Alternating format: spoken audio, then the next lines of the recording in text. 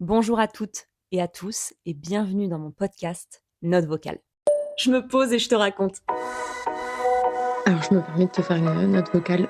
Tu m'as pas raconté cette histoire. Je sais pas si t'as vu ce que je t'ai envoyé hier avant d'aller me coucher.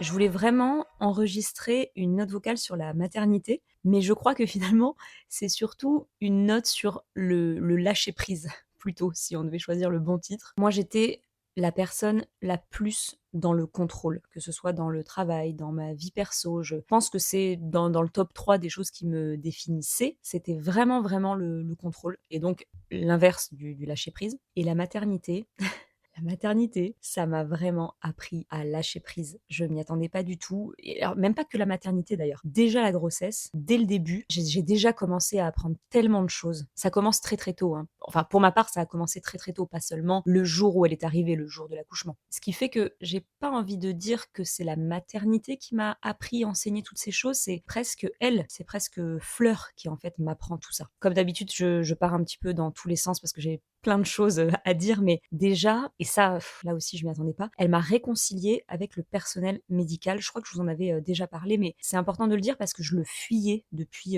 toujours. Je crois que c'est un petit peu à cause de mon histoire. Je suis née grande prématurée, donc j'ai passé du temps à l'hôpital, séparée de ma maman, dans une couveuse, et je ne sais pas, j'ai toujours eu un gros rejet de l'hôpital. J'ai mis beaucoup, beaucoup de temps avant de visiter mes proches quand ils étaient à l'hôpital. Je sais pas, je pense que je l'ai pas fait avant mes 25 ans. Je ne voulais pas aller à l'hôpital, rien que l'odeur, rien que vraiment, je faisais un rejet de l'hôpital et je me disais toujours dans ma tête, voilà, j'y avais passé suffisamment de temps à ma naissance, je voulais pas y retourner. Et aujourd'hui, l'hôpital, c'est plus du tout un endroit qui m'angoisse et même les rendez-vous médicaux ne m'angoissent plus du tout. Très vite, au début de la grossesse, je me suis amusée en découvrant que j'appréciais avoir des rendez-vous médicaux parce que très souvent, c'était pour de belles raisons, pour de bonnes nouvelles. Alors, pas tout de suite, c'est pas vrai parce que, pour rappel, je vous en avais très, très rapidement parlé, j'ai d'abord fait une fausse couche l'année dernière, donc j'étais angoissée au début de cette grossesse. Donc c'est vrai que j'y allais pas en sifflotant, je dormais très mal avant mes premiers rendez-vous, donc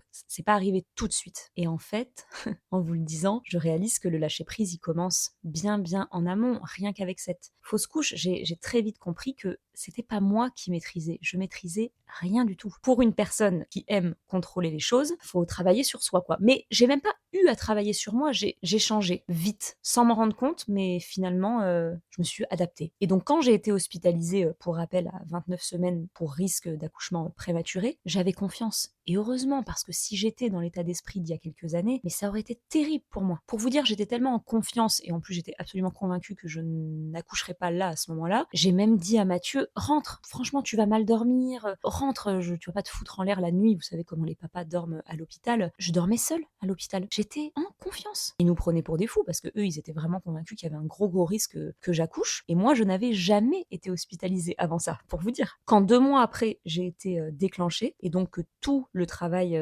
s'est passé à l'hôpital, hein. Il y a rien qui s'est passé à la maison à part voilà, fissurer un petit peu la poche des os. Bah, j'étais paisible, j'étais tranquille, je me sentais en sécurité. Voilà, pour la première fois de ma vie, je me suis sentie en sécurité, accompagnée de professionnels de santé et même à l'hôpital. Et ça, c'est dingue. J'avais pas imaginé le scénario comme ça, et finalement, je pense même que j'étais contente que tout se passe à l'hôpital. Donc ça, déjà, c'était un des gros changements. Et depuis que j'ai accouché, là aussi, faut du lâcher prise. Je l'ai eu un petit peu en pleine face ce matin en réfléchissant à enregistrer cette note vocale. En fait, c'est l'inconnu tous les jours. J'ai une copine qui m'a dit un jour, avoir un enfant, c'est la page blanche tous les matins. Et je crois que je l'ai vraiment réalisé ce matin. On n'a pas le choix que de prendre chaque journée l'une après l'autre. C'est chaque jour l'un après l'autre. Là, elle a 4 mois et j'apprends encore à la connaître, hein. Je ne sais pas toujours si elle va aimer ce qu'on va faire, si elle va moins aimer, du coup, comment elle va dormir, comment elle va réagir après un vaccin. Voilà, je la connais pas encore par cœur, hein, j'apprends. Et finalement, c'est comme si Mathieu et moi, on avait accepté une petite fille en colocation, mais sans la connaître. Tous les jours, c'est l'inconnu. Tu ne sais. Alors évidemment, la vie, tous les jours, c'est un petit peu l'inconnu, mais là, particulièrement. Et je dirais pas que c'est grisant, parce que bon, je reste encore celle que j'étais, donc non, à choisir, je préférais un petit peu plus maîtriser les choses. Mais il y a cette innocence de on verra, aujourd'hui est un nouveau jour et hier était ce qu'il était. Ça donne une vie, je trouve, pleine de sagesse. Finalement, on maîtrise pas. On se laisse beaucoup plus faire, beaucoup plus guider, accompagner par son enfant, je trouve. Alors qu'on se dit, c'est nous l'adulte, c'est nous la personne responsable, c'est elle l'enfant. Ben, je ressens pas vraiment les choses comme ça. Je me sens très très guidée par elle. J'ai aussi appris, je dirais, à ralentir. Déjà pendant la grossesse, encore une fois, parce que j'ai été alitée un petit moment à la fin de ma grossesse. Et moi qui suis quelqu'un, ou qui était, je sais pas trop, en tout cas qui était hyper active, à la seconde où on m'a demandé de ralentir, donc à l'hôpital, avant de me renvoyer chez moi, je me suis pas posé une seule question. Déjà parce que bah, c'était elle la priorité, là je l'ai compris absolument à ce moment-là, c'était elle la priorité, sa santé, que la grossesse continue le plus longtemps possible, c'était mon seul souhait, mais aussi parce que peut-être que j'irai un peu loin parfois. Vous commencez à me connaître, hein, parfois je vais un petit peu loin, mais voilà, je suis comme ça. Je crois que j'ai vu aussi un signe, une chance de ralentir et de profiter de cette grossesse parce que tout allait très très vite depuis quelques mois à cause de mon travail, la vie, ma vie perso, la rénovation de la maison. Je voyais cette grossesse toucher à sa fin, on était presque déjà à 30 semaines. Je commençais déjà à être nostalgique, à être triste de ce temps qui passe si vite. Vraiment, je l'ai vu comme ça, on me donne cette chance de ralentir. Tout le monde était très très étonné autour de moi, les professionnels, les gens qui me connaissent bien, que j'accepte autant la situation. Mais bon, déjà, je pense que je suis quelqu'un de très très résilient, mais là, j'y ai vu le signe de profiter de ma grossesse parce que je voyais que ça passait trop vite. Alors j'ai ralenti et je me suis vraiment regardé le nombril, j'ai vraiment regardé mon ventre grossir, c'est le cas de le dire, et je suis ravie que ça se soit passé comme ça. Vraiment, parce que ça passe tellement vite. Elle est insupportable cette phrase. On te dit ça pendant ta grossesse, on te dit ça quand tu accouches, les enfants ça grandit vite, faut en profiter. Mais c'est vrai, j'essaye de pas le dire parce que je trouve ça insupportable qu'on me le dise, mais ah, mais je le dis du coup. Ce qui fait que ce cas de figure m'a offert le ralentissement dont j'avais besoin pour profiter à fond de la fin, en tout cas, de cette grossesse. Donc c'est déjà là que j'ai appris à ralentir. Et dans un sens, ça m'a même, mais j'en suis sûre même, ça m'a préparé au postpartum parce que les premières semaines, ou même les premiers mois, on fait pas grand-chose à part pouponner, hein, c'est ce qui est magique. Et si j'avais pas calmé le rythme que je pouvais avoir avant d'accoucher, je pense que j'aurais vraiment eu du mal à vivre voilà, ce postpartum, ce ralentissement soudain. Donc là aussi, je me dis heureusement que ça s'est passé comme ça parce que ça m'a préparé au postpartum. Et là, j'ai juste vécu le moment présent sans combattre. Au contraire, parce que ce rythme, il ne me ressemblait pas du tout. Mais là, j'ai juste adoré. Elle avait besoin de calme uniquement. Et je crois qu'à ce moment-là de ma vie, moi aussi. Et même aujourd'hui, la fleur, on peut le dire, n'est plus un nourrisson, mais c'est elle qui choisit. Elle décide quand on se réveille, et donc quand est-ce que je vais aller me doucher, et donc quand est-ce qu'on pourra quitter la maison. Et c'est fou comme je me suis pliée à ça sans aucun problème. Pourtant, ça ne me ressemble pas, j'étais pas préparée. Très innocemment, je m'y attendais pas du tout, mais ça a été un déclic. Je sais que avec la maternité, avec l'accouchement, avec l'arrivée d'un bébé, on peut avoir différents déclics. Moi, je crois que le mien, ben, ça aura été ça. Du jour au lendemain, j'ai adopté le rythme maman, le rythme de parents. Et quand je dis adopter, c'est que vraiment, c'est venu à moi complètement naturellement. Et heureusement, parce que ça aurait été si dur de passer, pour moi, là, l'été, à penser aux soirées auxquelles je suis pas, aux terrasses que je ne fais pas. Ben non. Pourtant, avant ça, vous le savez, j'avais une vie à 1000 à l'heure. Et ben j'ai changé tout de suite. J'ai rien vu venir, mais j'ai changé tout de suite. C'est quelques semaines après où je me suis dit, c'est marrant, je ne réfléchis pas à oh là, je pourrais être en train de faire ça, ou oh là là, les boules, frustrée. Alors, ça fait que 4 mois qu'elle est là. Évidemment qu'il y aura des moments où, punaise, ce week-end, j'aurais bien fait ça. Mais c'est vrai que là, cet été, il n'y a pas eu une seule fois où j'ai vu une story de quelqu'un en voyage ou une story, je sais pas, d'une copine à une fête où je me dis, oh,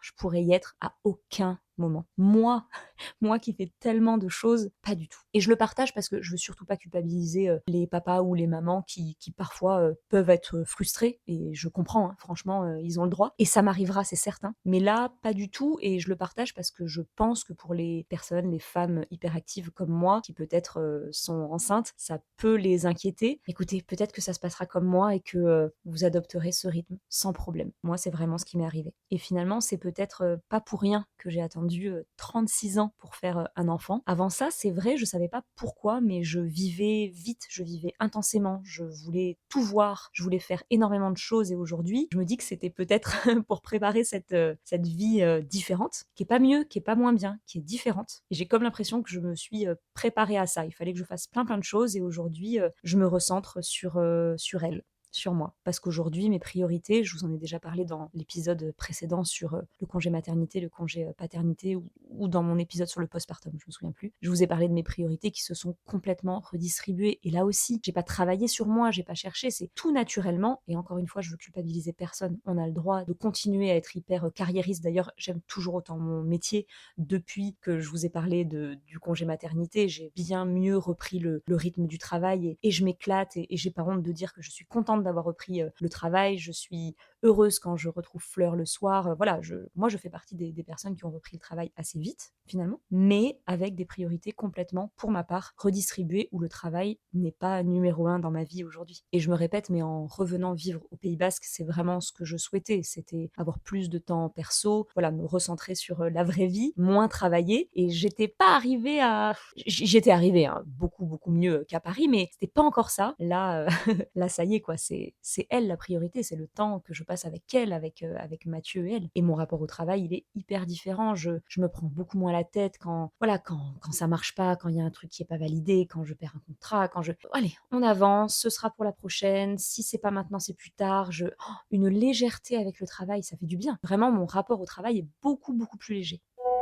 Et si les enfants ont une mission ou quelque chose à apprendre, à leur maman, à leurs parents, moi je pense que c'est le cas, ben moi ça va être, je le sais déjà, ralentir et lâcher prise. C'est la mission de Fleur pour moi, j'en suis certaine. Je l'ai compris depuis, pas mal de mois déjà et je crois même, maintenant que je la connais un petit peu mieux, qu'on va apprendre ensemble en fait. Elle a que 4 mois, mais elle est si éveillée, si curieuse de tout, elle est tonique et je crois que je vais devoir, moi, lui apprendre à ralentir et en fait, je pense que la meilleure façon de lui apprendre, c'est de lui montrer l'exemple. Donc en fait, elle m'apprend, mais je vais devoir lui montrer aussi. On s'est bien trouvé. J'arrive même pas à dire cette phrase. On s'est bien trouvé. Ouh là là, c'est l'émotion.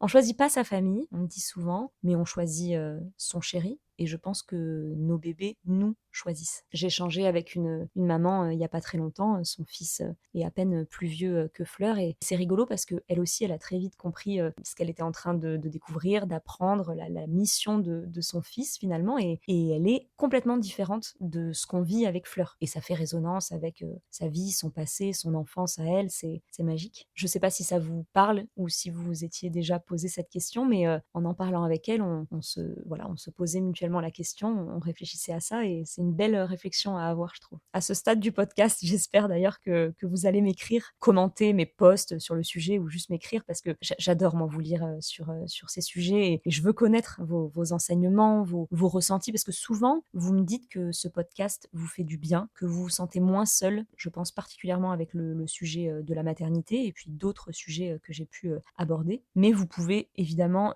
vous, avoir vécu les choses complètement, différemment et même là, je serais, hyper heureuse de vous lire. Autre chose que j'ai appris, ça fait déjà, 3 leçons de vie et je sais que c'est que le début, me faire confiance. Alors ça, je pense que ce sera un point commun, à toutes. En tout cas, je vous le souhaite parce que c'est une des clés, je pense, pendant la grossesse et par la suite. Parce que même enceinte, je comprenais des choses. Si je m'écoutais suffisamment, je savais ce qui se passait. Alors bien sûr, c'est là qu'il faut tomber sur des pros, qui nous écoutent parce qu'on ne peut parler que de ressenti, mais les mamans savent, la maman sait. À 29 semaines, j'ai compris que quelque chose, n'allait pas. J'ai compris que plus tard, j'avais, fissuré la poche des os. J'ai compris que le travail était en train d'aller très, très, très vite et qu'il était temps d'aller en salle de naissance. J'ai eu de la chance, on m'a écoutée. Pareil au moment de l'accouchement pour la douleur que je ressentais et je pense, je vous en avais pas parlé, mais je pense que j'avais un petit peu cette peur, que je sois pas, entendue, écoutée et ça a jamais été le cas et ça a vraiment contribué au fait que j'ai autant aimé, cet accouchement. C'est que je me suis sentie, écoutée. Je divague, mais si vous avez pas écouté, l'épisode, sur mon récit, de naissance, bah, il est toujours en ligne donc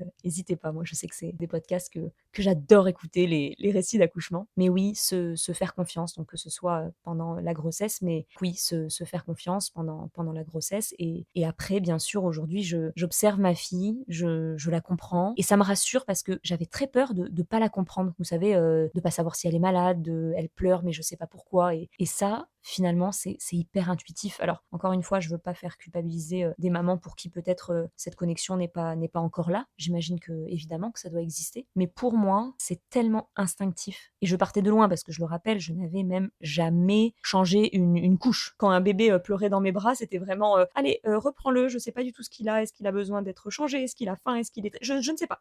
Mais parce que c'est pas ton bébé. Je pense que ma fille m'a montré. En fait, on apprend à se connaître de mieux en mieux. En fait, c'est animal. Toute cette aventure est animale. L'accouchement, c'est animal. S'occuper d'un enfant, c'est animal. Protéger un enfant, c'est animal. Je me sens comme une louve protectrice et je me sens vraiment responsable d'elle. C'est lourd ça d'ailleurs, hein, ça fait peur, ça donne le vertige, mais ouais, je sens cette responsabilité. Évidemment, elle a son papa, elle a ses grands-parents bien sûr, mais ce lien entre elle et moi, il est indescriptible. Enfin si, faut quand même que j'essaye d'arriver à mettre des mots dessus parce que sinon ce podcast ne rime à rien du tout. Cette responsabilité, c'est un petit peu moins une surprise. Je pense que je pouvais le deviner parce que c'est aussi pour ça que pendant si longtemps, je ne savais pas si je voulais ou non des enfants parce que j'avais cette vie légère et très, j'ai envie de dire égocentrée, pas dans le mauvais sens du terme, hein, mais j'étais mon unique priorité. Alors qu'aujourd'hui, j'ai une responsabilité immense envers ce petit être qui n'a rien demandé. C'est-à-dire que c'est moi qui ai décidé qu'elle vienne au monde dans un sens. Elle n'a rien demandé à personne. Donc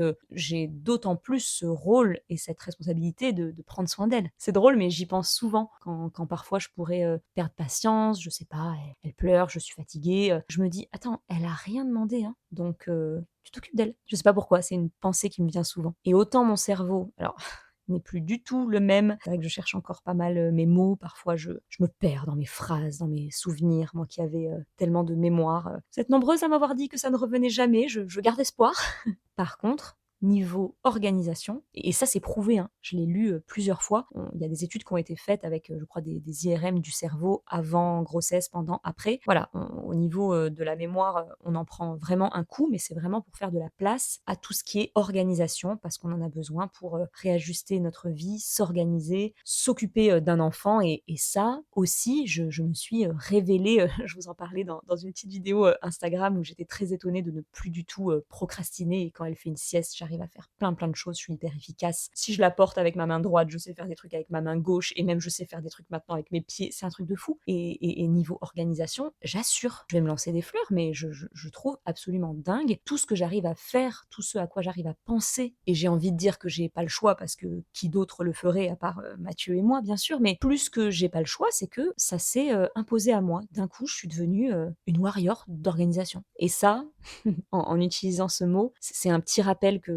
j'ai, je pense, pas assez fait dans les autres épisodes. On est des warriors. C'est que je me suis jamais vraiment exprimée là-dessus, sur mon féminisme, déjà parce que je me considère même pas comme féministe. Je pense que j'ai été éduquée juste en étant une femme forte. On a de la valeur, énormément, bien plus que ce que la société parfois nous laisse entendre. Et le fait d'avoir porté la vie, d'avoir accouché et aujourd'hui de m'occuper d'un petit être, j'ai juste envie d'arrêter toutes les femmes dans la rue, qu'elles aient des enfants ou non d'ailleurs, qu'elles aient eu des enfants ou non, et de leur dire, mais je vous jure, hein, de leur crier, vous êtes des reines, vous êtes incroyables, n'oubliez jamais, on nous le répète pas assez. Ouais, désolé, c'est une petite parenthèse, mais c'est important pour moi. Si on vous l'a pas répété depuis longtemps, si vous l'avez pas entendu depuis longtemps, les filles, vous êtes incroyables. Et moi, ça me fait du bien, ce podcast, ça me fait du bien de vous parler parce que déjà, je sais que certaines se reconnaissent. On me dit souvent, ça me fait du bien que tu aies réussi à mettre des mots sur ce que je ressens, etc. Mais moi aussi, ça me fait beaucoup de bien d'en parler parce que je sais combien parfois on peut se sentir seul, très seul, même si on est accompagné, même si on est entouré. Je sais pas exactement pourquoi. Est-ce que c'est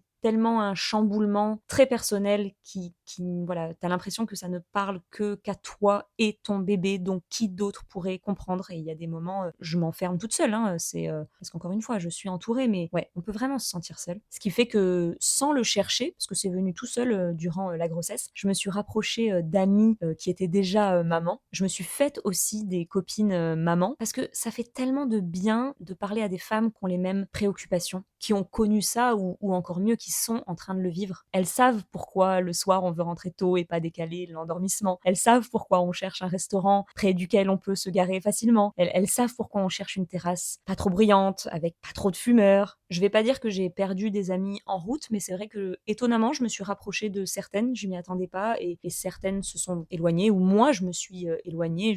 je sais pas, je m'en fiche d'ailleurs de qui c'est la faute, mais assez naturellement, il y a de la distance qui s'est mise avec certaines personnes. Et j'espère sincèrement que ça reviendra. En fait, comme c'est mon premier enfant, je sais pas exactement quelle est la suite. Est-ce qu'à un moment, on prend un petit peu de recul sur tout ce qui nous arrive et on arrive à parler d'autre chose, ou si en fait ce sera toujours comme ça et, et finalement ces personnes desquelles on s'est un petit peu éloigné, peut-être que ça pourra jamais revenir comme avant, je sais pas. Encore une fois, le lâcher prise, on ne sait pas.